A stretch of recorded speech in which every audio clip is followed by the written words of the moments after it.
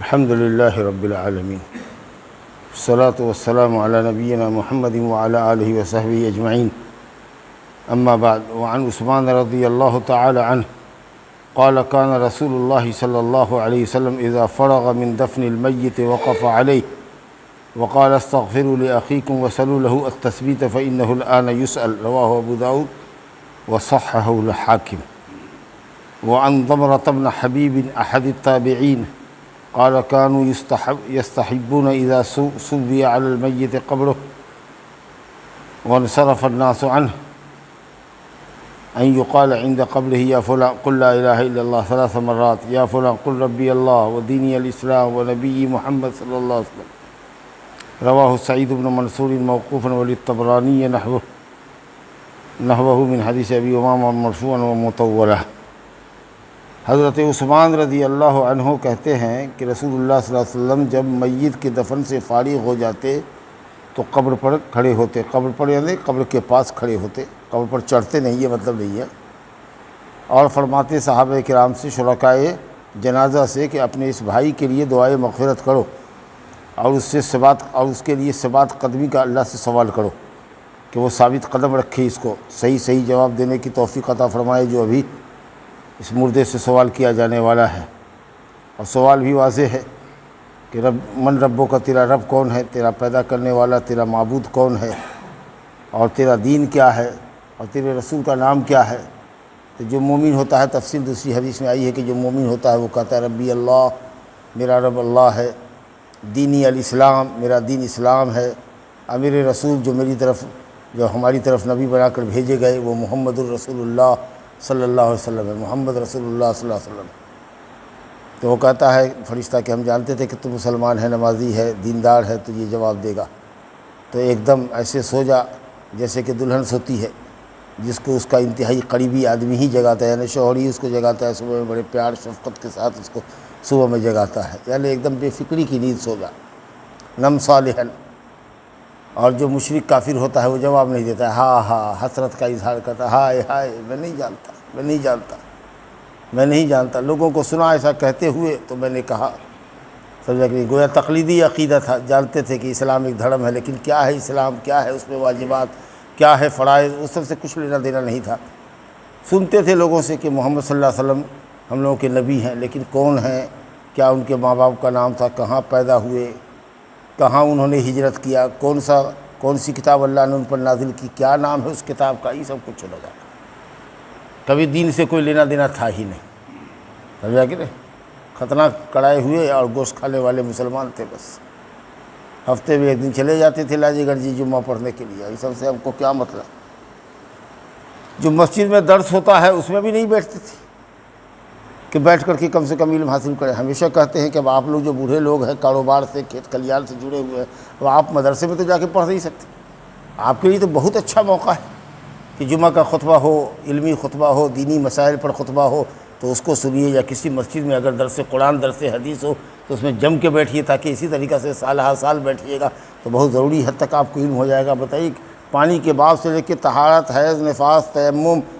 مذہب اور مسا، نماز اور تمام مسائل ہیں، اور جنازے کا مسئلہ بھی چل رہا ہے، پھر زکوٰۃ آئے گا، روزہ آئے گا، حج آئے گا، تجارت کے لین دین آئیں گے، نکاح آئے گا، طلاق آئے گا، وراثت آئے گی، سارا پورا اسلام ہے موجود اس کتاب کے اندر، سمجھا کہ یہ بہت فائدے کی چیز ہے، درس میں شرکت کرنی چاہیے۔ تو بہرحال تو اس کو پھر فرشتہ جب اس مشرک کو کہتا ہے کہ جانتا تھا میں کہ تو اسی طرح کا جواب دے گا، اس کے بعد اس کو لوہے کے ہتھوڑے سے مارتا ہے، جس کی چیخ و پکار کو ساری مخلوق سنتی ہے سوائے انس و جن کے، کہ انسان اگر سن لے اس تکلیف کو تو پھر اپنے مردوں کو دفن نہیں کرے گا، کہ نہ جانے ہمارے مردے کے ساتھ کیا حشر ہوگا۔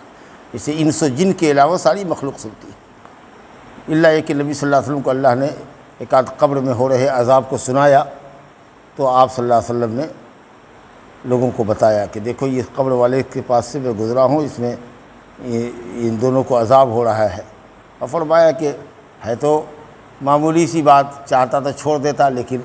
جس کی عادت بوڑھی ہو، پیشاب کرتا تھا تو پیشاب کے چھینٹے سے نہیں بچتا تھا، پیشاب کا چھینٹا پلٹ کے پڑ رہا ہے، اٹھا گیا وضو کرنے کے لیے چلایا، دیکھ کے سمجھ کے کرنا چاہیے کہ پیشاب کہاں کر رہے ہیں، دھاڑ اسی کہاں پڑ رہی ہے، بدن پر اڑ کے کپڑے پر تو نہیں پڑ رہا ہے، یا اٹھے پینٹ پہنے ہوئے ہے آدھا لٹک کے پیشاب کر رہے تھے، اٹھے تو 2-4 قطرہ پیشاب کا پینٹ میں گر گیا، پھر اس حصے کو دھویا نہیں آپ نے، وضو کر لیا، نماز پڑھ لیا۔ اور دوسرا چغل خور تھا، ادھر کے بات ادھر، ادھر کی بات ادھر، ادھر کی بات ادھر، یہاں سن لیا وہاں کہہ دیا، اور عام طریقے سے چغل خور ایک دو بات اپنی طرف سے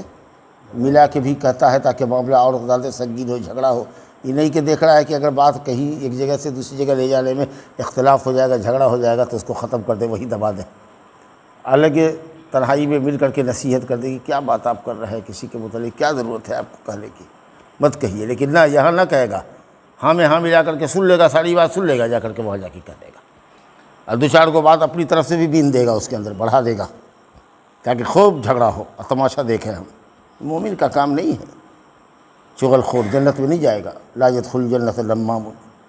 سمجھا کہ نہیں؟ تو آپ نے فرمایا کہ ایگو پیشاب کے چھینٹے سے نہیں بچتا تھا، ایگو چغل خور تھا۔ پھر نبی صلی اللہ علیہ وسلم نے دعا فرمائی کہ اللہ مسلمان ہی ہے، اس کی گناہ کو معاف کر دے، عذاب کر۔ کہ اللہ نے کہا اللہ بہت بھاری مجرم ہے، بڑا فسادی تھا یہ، لیکن چونکہ آپ نے سفارش کیا ہے تو چلیے 2-3 دن کے لیے آپ کی بات مان لیتے ہیں۔ اللہ اکبر! تو کتنے دن کے لیے مانیں گے؟ کہا ایک کھجور کی ڈال کاٹیے، ایک ٹہنی توڑیے اور اس کو بیچے بیچ چیڑیے۔ ایک تو ویسے ہی ٹہنی درخت سے کاٹنے کے بعد جلدی سوکھتی ہے، جب درخت سے الگ ہو جائے گی ٹہنی تو جلدی سوکھے گی، اور اس کے بعد اس کو چیڑیے بیچے بیچ تو اور جلدی سوکھے گی۔ ایک تو اس قبر پر گاڑ دیجیے گا، اس قبر پر، جب تک یہ دونوں ٹہنیاں ہری رہیں گی تب تک عذاب قبر اس کا ٹلا رہے گا، ہلکا رہے گا، اس کے بعد پھر شروع ہو جائے گا۔ سمجھا کہ نہیں؟ تب سوچ لیجئے، یہ نبی صلی اللہ علیہ وسلم کی دعا کی برکت سے تھا، ٹہنی کی کوئی برکت نہیں تھی، ہری چادر جو قبر پر چڑھاتا ہے اس کی کوئی برکت نہیں۔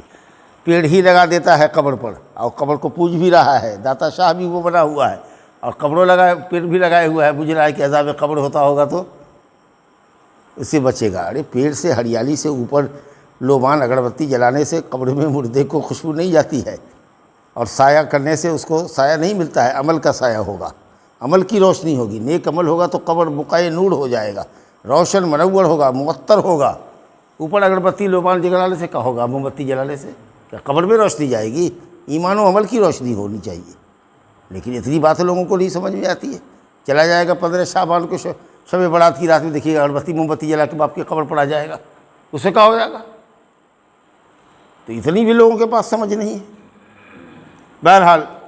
تو آپ صلی اللہ علیہ وسلم نے دفن کیا مردے کو، اور خود نبی صلی اللہ علیہ وسلم بنفس نفیس مردے کے دفن میں شریک ہوا کرتے تھے، ہماری طرح نہیں کہ نماز پڑھا بھاگے، سمجھا کہ نہیں؟ آپ شریک ہوا کرتے تھے، اور دفنانے کے بعد دعا فرماتے تھے، اور لوگوں سے بھی کہتے تھے کہ دفنانے کے بعد میت کے لیے دعا کرو، اس وقت تمہاری دعا کی بہت سخت ضرورت ہے، اس کے لیے کہو کہ اللہ تعالیٰ اس کی گناہوں کو بخش لے اور اس کو سوال و جواب پر ثابت قدم رکھے۔ یہی وہ مقام ہے، یہی وہ چیز ہے جس کا ذکر اللہ نے قرآن مجید میں فرمایا ہے، یثبت اللہ الذین آمنوا بالقول الثابت فی الحیات الدنیا وفی الآخرہ۔ اللہ تعالیٰ ایمان والوں کو دنیا میں بھی قول حق کے ساتھ، توحید کے ساتھ زندہ رکھتا ہے، اور اللہ تعالیٰ ایمان والے کو مرنے کے بعد بھی ثابت رکھتا ہے۔ دنیا میں بھی اللہ تعالیٰ ایمان والے کو حق پر جمع کے رکھتا ہے، اور قبر میں بھی منکر نکیر کے سوال کے جواب پر ثابت قدم رکھتا ہے۔ اللہ تعالیٰ ہم لوگوں کو ثابت قدم رکھے، دنیا میں بھی، مرنے کے بعد بھی، قبر میں بھی۔ کہتے تھے کہ ابھی یہ سوال کیا جائے گا مردے سے، ابھی یہ پوچھا جائے گا، اس سے سوال کیا جائے گا۔ اس کے بعد جو روایت آئی ہے وہ دیکھیے، انتہائی کمزور روایت ہے، باطل روایت سمجھ لیجیے۔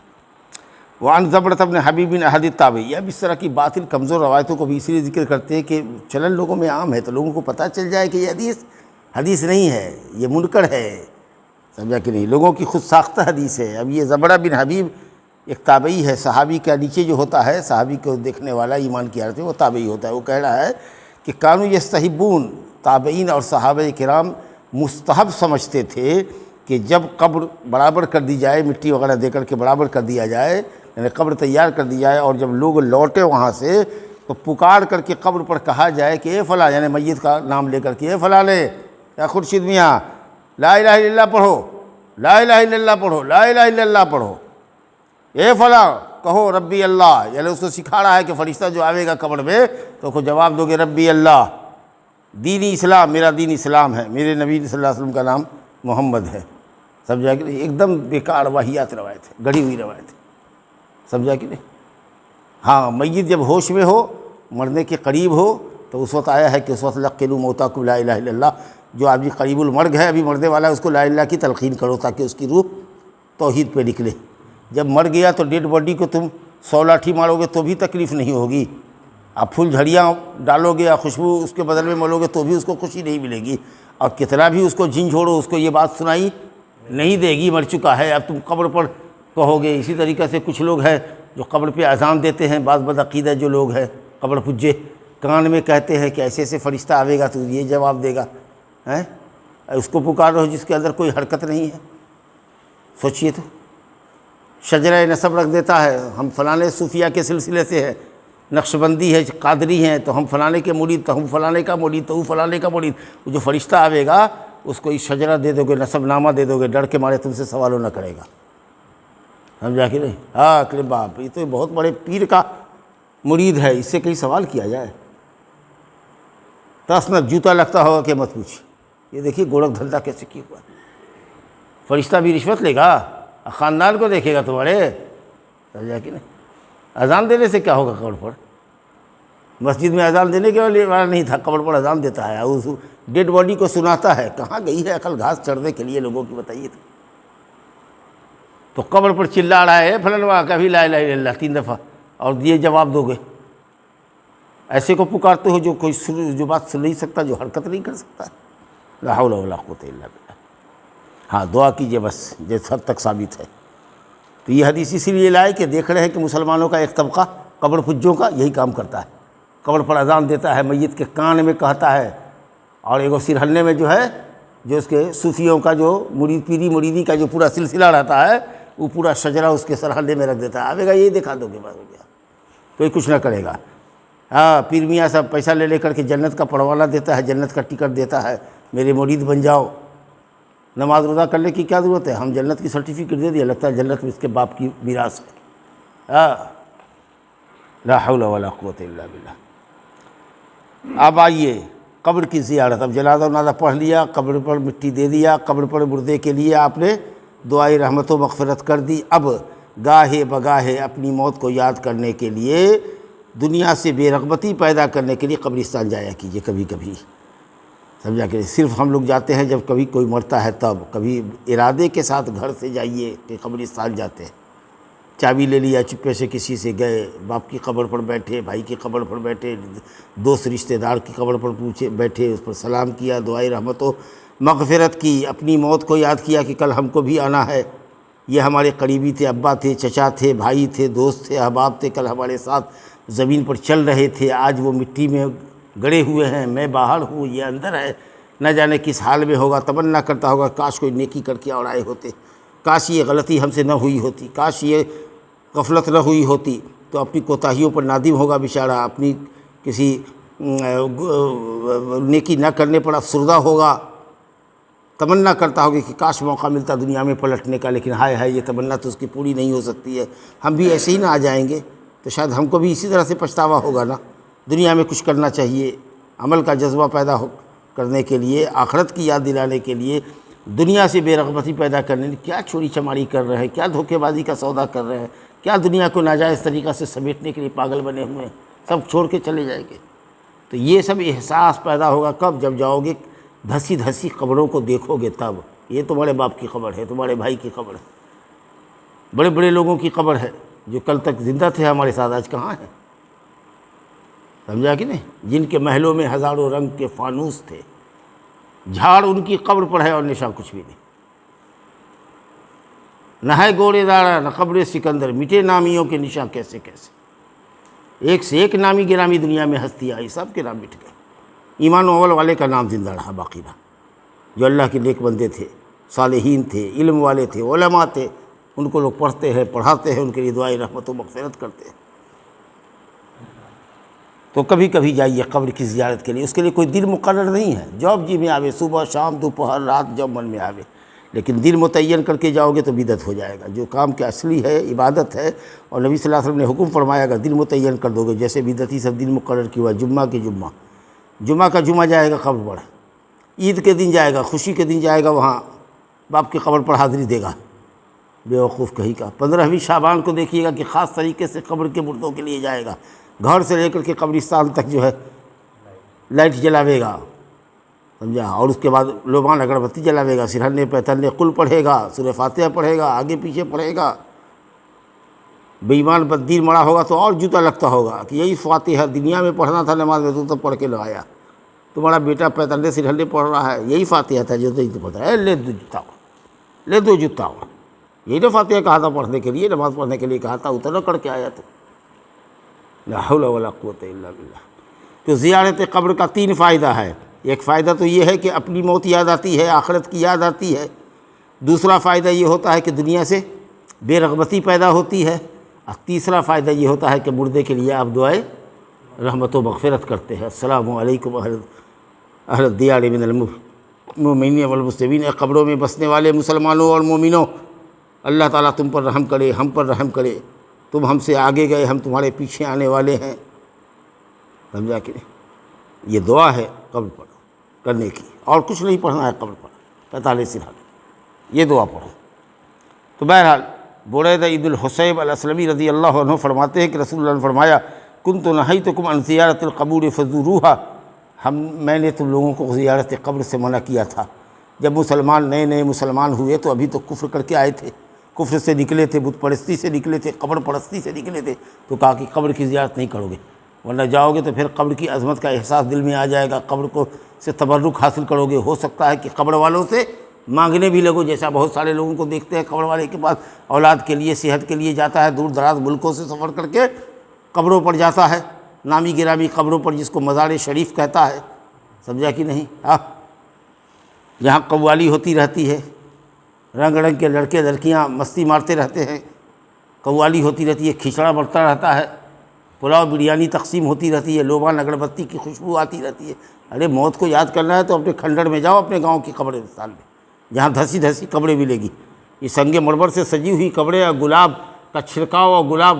کا من ٹڑک کا ٹڑک گلاب کا پھول رکھا ہوا ہے، اور ایک دم موج مستی کا عالم ہے، لگتا ہے انجوائے ہو رہا ہے، پکنک ہو رہی ہے جی، بدخلقی کے کام ہو رہے ہیں، اوباشی ہو رہی ہے، وہاں تم کو تمہاری موت یاد آئے گی،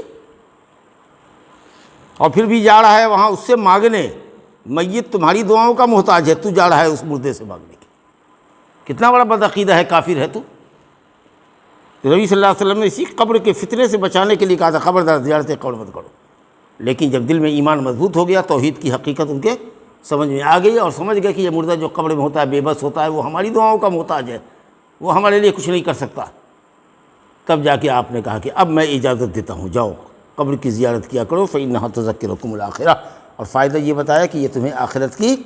یاد دلائے گی، بلکہ بعض روایت میں یزہدکم فی الدنیا، تم کو دنیا سے بے رغبتی پیدا کرے گی تمہارے اندر۔ ترمذی میں روایت ہے فإنها تذکر الآخرہ، ابن ماجہ میں ابن مسعود کی روایت ہے تزہد فی الدنیا، دنیا سے بے رغبتی تم کو دلائے گی۔ اور تیسرا فائدہ کیا ہوا؟ یہ 2 فائدہ تو زندے کا ہے کہ آخرت کی یاد آئے گی، دنیا سے بے رغبتی ہو گیا، تیسرا فائدہ میت کے لیے دعائے مغفرت ہے۔ اس کے بعد دیکھیے صاحب، اب یہ زیارت قبر کا جو حکم ہے یہ مردوں اور عورت دونوں کو شامل ہے یا صرف مرد کو؟ تو صحیح قول یہ ہے کہ صرف مرد کو، صرف مرد جائے گا، عورت نہیں جائے گی، کیونکہ وہ جائے گی تو وہ فتنہ جگائے گی، اور عام طریقہ سے قبرستان گاؤں کے باہر بھی ہوتی ہے، سمجھا کہ نہیں؟ تو اگر خدا نخواستہ اگر نکل گئی ایک دو، کہیں کسی اوباش نے اس کے ساتھ چھیڑخانی کی تو وہ ایک الگ مسئلہ ہے، دوسرے کہ جائے گی قبر پر تو بھبک بھبک کے روئے گی، نوحہ خوانی کرے گی، سمجھا کہ نہیں؟ تو اس لیے اس کے لیے حکم نہیں ہے۔ دیکھیے ترمذی کی روایت ہے، ابو ہریرہ رضی اللہ عنہ فرماتے ہیں کہ رسول اللہ صلی اللہ علیہ وسلم نے قبر کی زیارت کرنے والی عورتوں پر لعنت فرمائی، اور جس کام پہ لعنت کی جائے وہ کام گناہ کبیرہ ہوتا ہے۔ اللہ اکبر، اسے صحیح قول یہ کہ وہ نہیں جائے۔ اب یہ دیکھیے حجین سے جو حج کرنے جاتی ہے پوری دنیا سے الا من رحم اللہ، تو جائے گی جب مدینہ، تو شہدائے احد میں جو 70 صحابہ شہید ہوئے تھے، احد پہاڑ کے دامن میں سب مدفون ہیں، ہاں، جو کہیں مرے تو لے آ کے قبرستان میں گاڑو، الا کہ بہت دور ہو، صحرا میں ہو، کوئی قبرستان قریب نہیں ہے تو وہیں دفن کر دو، لیکن جو شہید یہاں مرتا ہے اس کو وہیں دفنایا جاتا ہے۔ بعض شہدائے احد کو لوگوں نے مدینے کی قبرستان میں بقیع میں منتقل کیا، تو آپ نے کہا نہیں، جہاں مرا ہے وہیں، سمجھا؟ خون آلود کپڑے میں بغیر نہلائے ہوئے، تو شہدائے احد میں 70 قبریں ہیں۔ قبر کی زیارت عورتوں کے لیے صحیح قول میں جائز نہیں ہے، لیکن یہ سب حجین جو جائے گی تو بس میں بیٹھ کر کے اپنے شوہر کے ساتھ جا رہی ہے۔ ارے صرف مسجد قباء کی زیارت کرے، وہاں زیارت کرے گی تو ایک عمرے کا ثواب ملے گا، سمجھ لگے۔ لیکن مدینہ کی قبرستان پر، بقیع میں یا شہدائے احد کی قبرستان میں جو عورتیں جاتی ہیں حج عمرہ کرنے کے لیے یا زیارت مدینہ کے لیے، مسجد نبوی کی زیارت کے لیے، وہ احد پہاڑ کے دامن میں جو قبریں ہیں وہاں بھی جاتی ہے، جو ان کو جانا نہیں چاہیے کیونکہ یہ لعنتی کام ہے، مگر کم ہی لوگ توجہ دیتے ہیں۔ ایک دم دیکھیے گا بھیڑ عورت مرد کی لگی ہوئی ہے، حالانکہ وہاں پولیس رہتی ہے، طلباء سب جو پڑھتے ہیں یونیورسٹیوں میں وہ رہتے ہیں، نصیحت کرتے ہیں، کوئی شرک و کفر کا کام کرنے نہیں دیتے ان کو بظاہر، لیکن ان کو جانا بھی نہیں ہے قبرستان کی زیارت کرنے کے لیے۔ بعض علماء نے کہا کہ ہاں کبھی کبھار اگر چاہے اپنی موت کو یاد کرنے کے پہلو سے تو جا سکتی ہے، لیکن یہ قول صحیح نہیں ہے۔ صحیح یہی ہے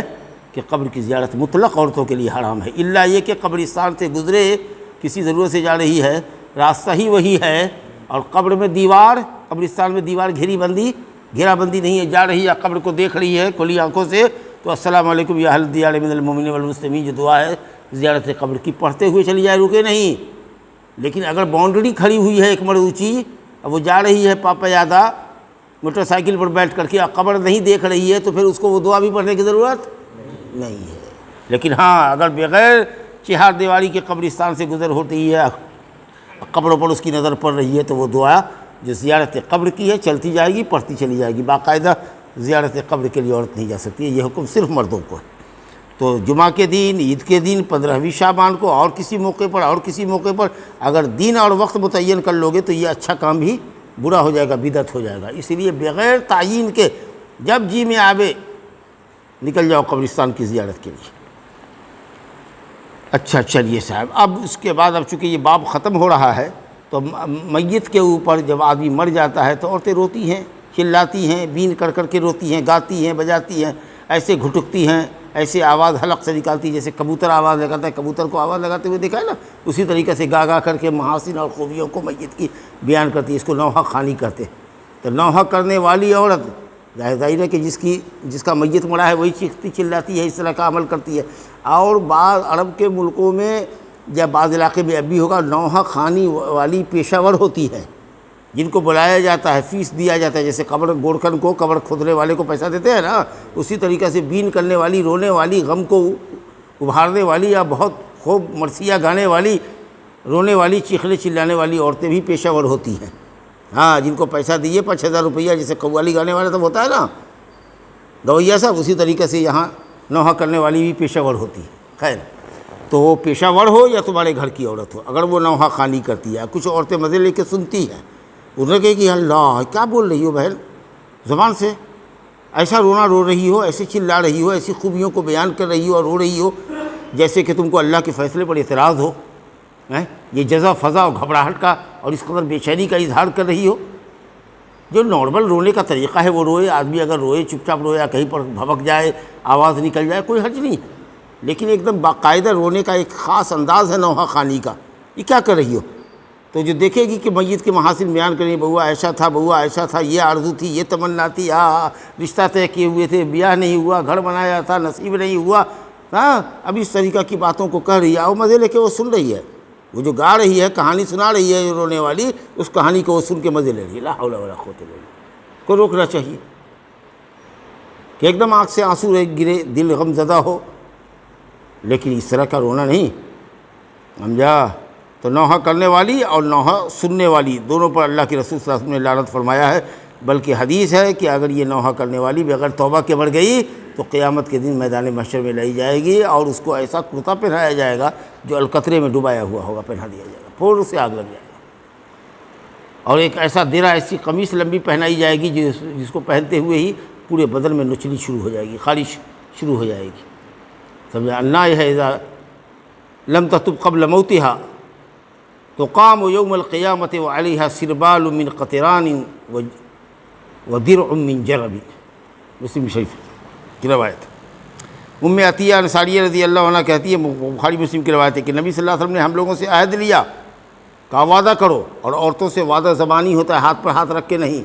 جیسے پیر میاں لوگ عورتوں کا ہاتھ میں رکھیں گے، دباویں گے، کہیں گے ہاں وعدہ کرو، جی نعوذ باللہ، سینے کو سینے سے لگاتے ہیں یہ مردود ناقبت اندیش عورتوں کے۔ علم جا رہا ہے پیر میاں کا، مریدہ کے کلیجہ میں،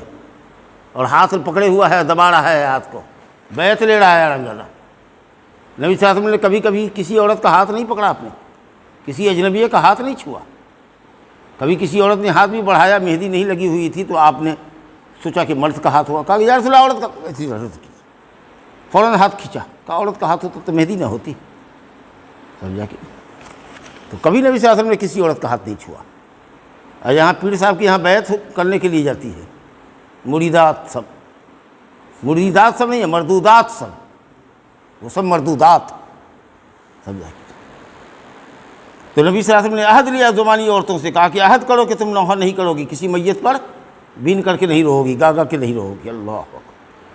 اور ابن عمر رضی اللہ عنہ کی حدیث ہے بخاری اور مسلم میں، نبی صلی اللہ علیہ وسلم سے روایت ہے، فرمایا آپ نے کہ میت کو قبر میں عذاب دیا جاتا ہے نوحہ خوانی کی وجہ سے۔ یہاں بیوی بیٹی رو رہی ہے، بیٹا رو رہا ہے، اور میت کو عذاب قبر ہو رہا ہے، سمجھا کہ نہیں؟ کیوں؟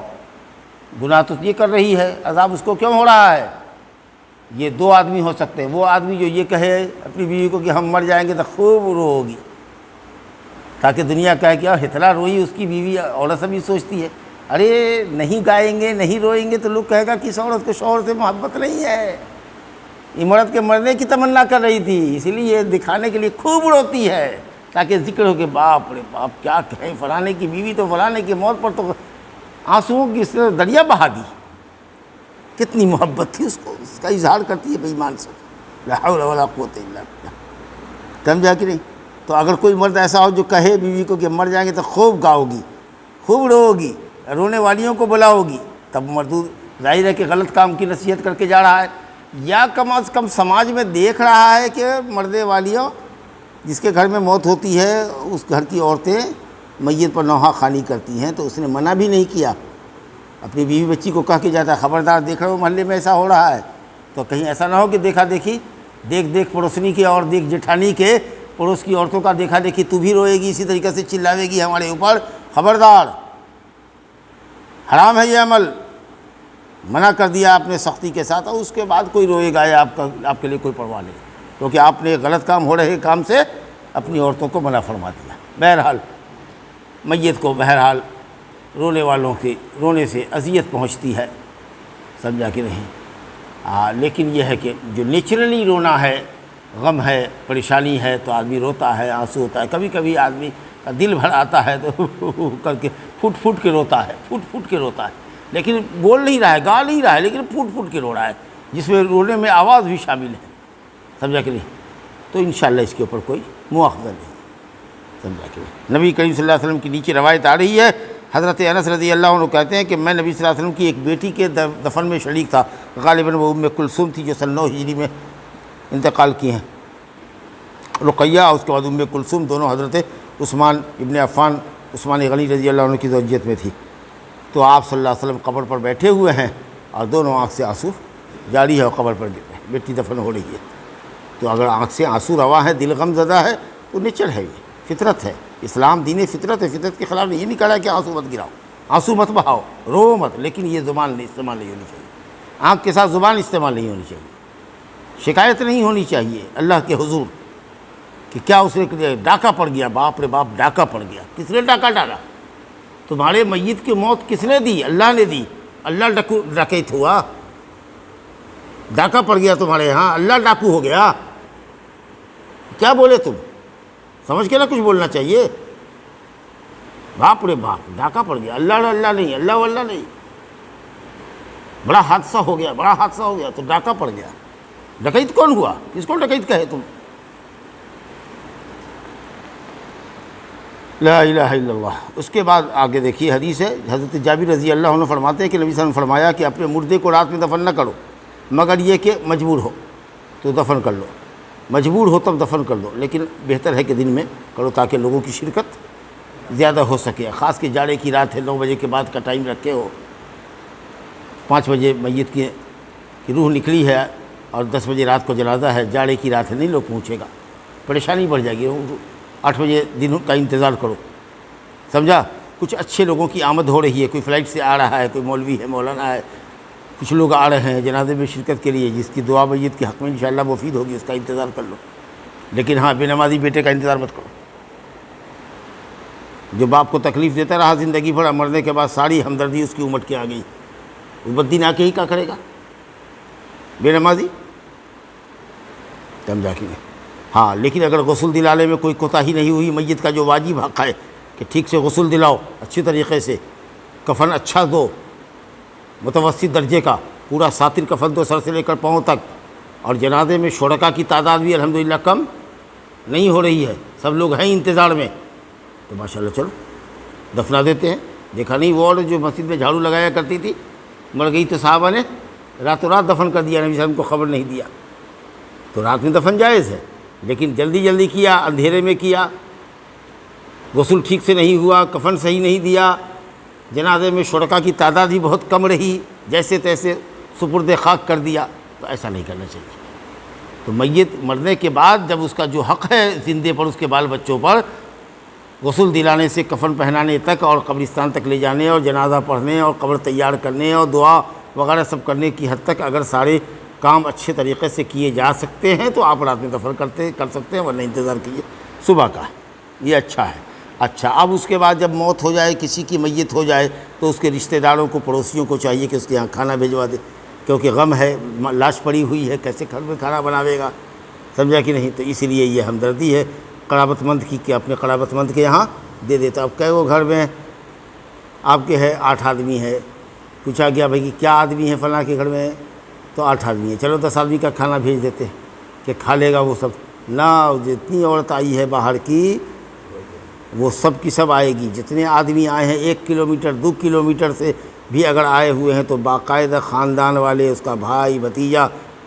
چندہ کر کے جمع کر کے 4 من گوشت لاوے گا، 4 من چاول لاوے گا، باورچی کو بلائے گا، بریانی بنائے گا، سارے لوگ ایسے کھڑے ہیں جیسے کہ شادی ہو رہی ہے۔ آپ جاؤ، آپ لوگ جاؤ،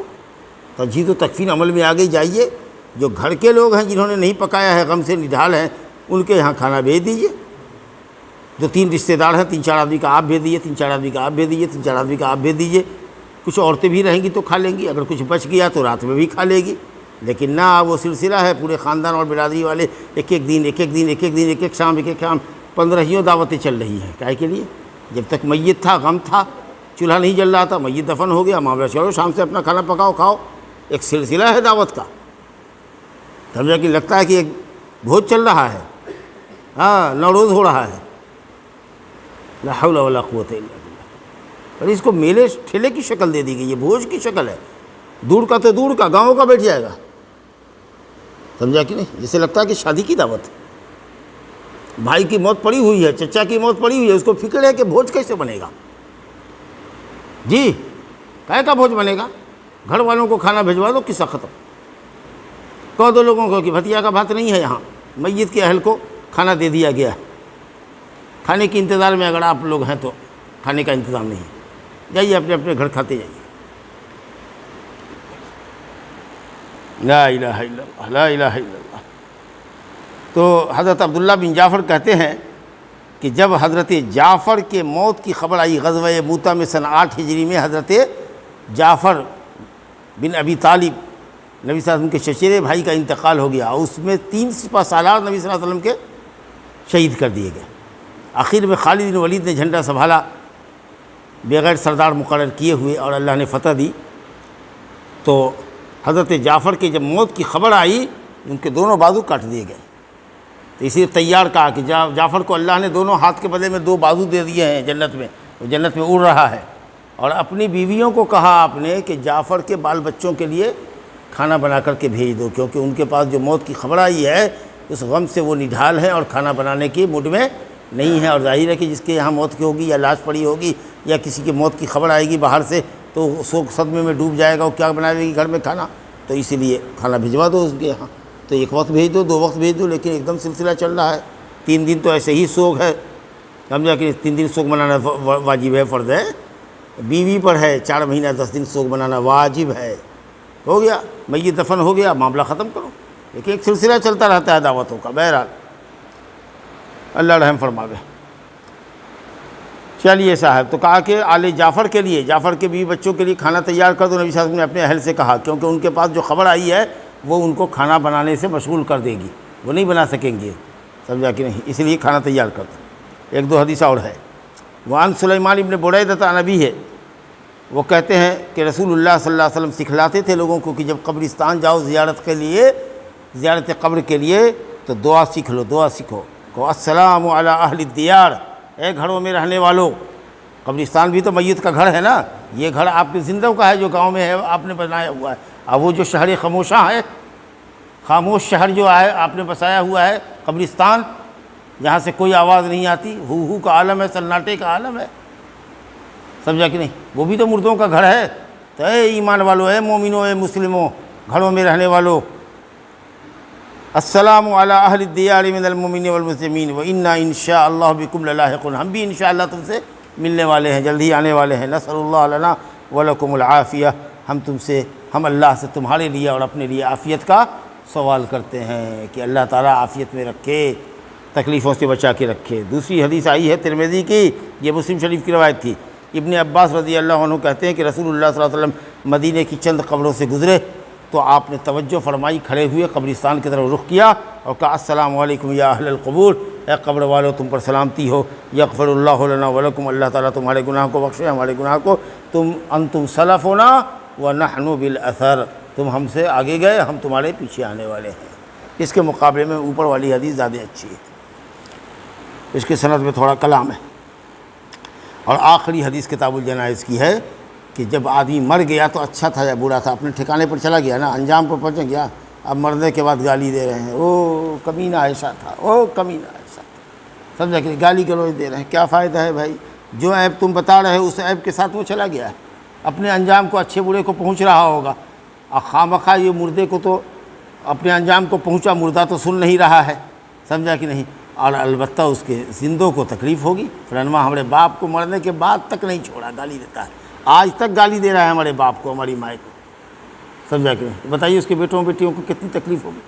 چھوڑو جو معاملہ ہوا زندگی میں ہوا، مرنے کے بعد بھی گالی آتا رہتا ہے، سمجھا کہ نہیں؟ جب اس کا نام لے گا تو فلانواں ایسا جو تھا، دو گالی دے کر کے تب بولے گا۔ لا حول ولا قوت الا باللہ۔ حضرت عائشہ رضی اللہ عنہ کہتی ہیں کہ رسول اللہ نے فرمایا لا تسبوا الاموات، اموات کو، مردوں کو گالیاں مت دو، فإنہم قد افضوا الی ما قدموا، جو عمل کیا تھا عمل کے ساتھ آگے بڑھ گیا ہے، وہ اب اپنے انجام کو پہنچ چکا ہے، تکلیف سہ رہا ہوگا یا جو بھی ہوگا وہ اس کے ساتھ ہو رہا ہوگا، تم کیوں زبان خراب کر رہے ہو؟ البتہ ہاں اپنی زبان خراب کر رہے ہو اور زندوں کو، اس کے بال بچوں کو تکلیف دے رہے ہو۔ لیکن اگر وہی آدمی جو مر گیا ہے، اگر وہ حدیث کا راوی تھا، اس کے حوالے سے حدیث آئی ہے، وہ جھوٹا تھا، تو ہمارے محدثین لکھتے ہیں کہ فلانا جو شخص ہے یہ زندگی میں بہت جھوٹ بولتا تھا، یہ خیانت کرتا تھا، یہ حدیث گڑھ دیا کرتا تھا، اس کی حدیث کمزور ہے، یہ قابل اعتبار آدمی نہیں ہے، یہ دین کی خیر خواہی ہے تاکہ صحیح اور ضعیف حدیث کے درمیان تمیز ہو سکے۔ تو اگر کوئی مصلحت ہے، دینی مصلحت ہے، تب تو ٹھیک ہے، لیکن ذاتی معاملات تھے، تمہارے لین دین کے تھے تو ٹھیک ہے، لڑ جھگڑ لیے، ہو گیا جو ہو گیا ہو گیا، اب جانے دو۔ لیکن دینی مسئلہ ہے، فلانا راوی اعتبار کے لائق ہے نہیں ہے، سچا تھا کہ جھوٹا تھا، اور اس کے حوالے سے گفتگو کر رہے ہو، نہیں وہ آدمی اعتبار کا قابل نہیں تھا وہ، اس لیے ہم اس کی بات پر اعتبار کر کے ہم فلاں سے نہیں یہ بات پرس کر سکتے ہیں، اگر وہ زندہ ہوتا تو ہم تحقیق کرتے ہیں، ہے نا۔ اسی طریقہ سے روات حدیث جو ہیں، حدیث کے جو راوی ہوتے ہیں، فلاں نے فلاں سے روایت کیا، فلاں نے فلاں سے روایت کیا، فلاں نے فلاں سے روایت کیا، یہاں تک کہ ہوتے ہوتے سند کہاں پہنچتی ہے؟ نبی صلی اللہ علیہ وسلم تک، سمجھا نا۔ یہ صرف اس امت کی خصوصیت ہے کہ ہر ایک بات نبی صلی اللہ علیہ وسلم کی سند کے ساتھ ہے، سلسلے کے ساتھ ہے۔ اب اسی کے اندر محدثین دیکھتے ہیں کہ یہ اس سے روایت کر رہا ہے، یہ سب لوگ ثقہ ہے کہ نہیں، سچے تھے کہ نہیں، اعتبار کے تھے کہ نہیں۔ اگر اسے مان لیجئے کہ یہ دھوکے باز آدمی تھا،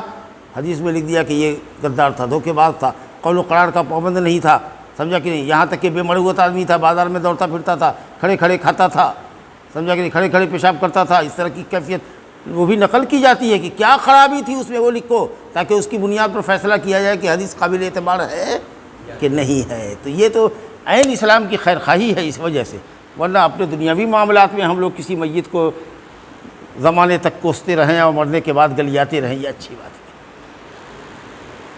اس سے کیا ہوگا؟ بخاری شریف کی حدیث دیکھ لیجئے، ترمذی نے روایت کیا ہے مغیرہ سے، اسی طرح سے بخاری میں عائشہ سے روایت ہے، کہا کہ وہ تو اپنے عمل کو لے کر کے آگے گزر چکے ہیں، جا چکے ہیں، اپنے انجام کو پہنچ چکے ہیں اپنے اعمال کے ساتھ، البتہ یہ ہوگا کہ تمہاری گالی سے اس کے بیٹوں کو، اس کے زندہ لوگوں کو تکلیف پہنچے گی، اور پھر جھگڑا ہوگا، مارا پیٹی ہوگی، ایک نئی جنگ پھر شروع ہوگی، تو اس لیے مرنے والے کو گالی نہیں دینا چاہیے۔ ھذا وباللہ التوفیق وصلی اللہ علیہ نبینا محمد وآلہ وصحبہ۔